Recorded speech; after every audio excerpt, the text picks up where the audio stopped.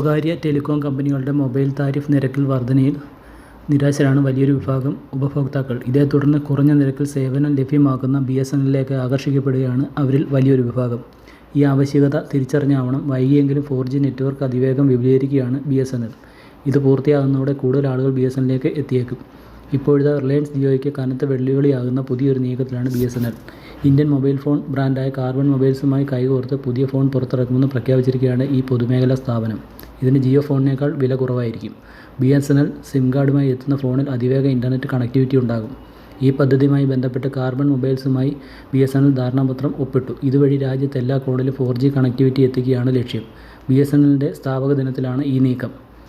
ഇന്ത്യയുടെ 4G സാധി നയത്തിന് കീഴിൽ സിം ഹാൻഡ്സെറ്റ് ബണ്ടിലിംഗ് ഓഫർ അവതരിപ്പിക്കുന്നതിനായി കാർബൺ മൊബൈലുമായി ധാരണാപത്രം ഒപ്പിട്ടു എന്നാണ് കമ്പനിയുടെ പ്രഖ്യാപനം.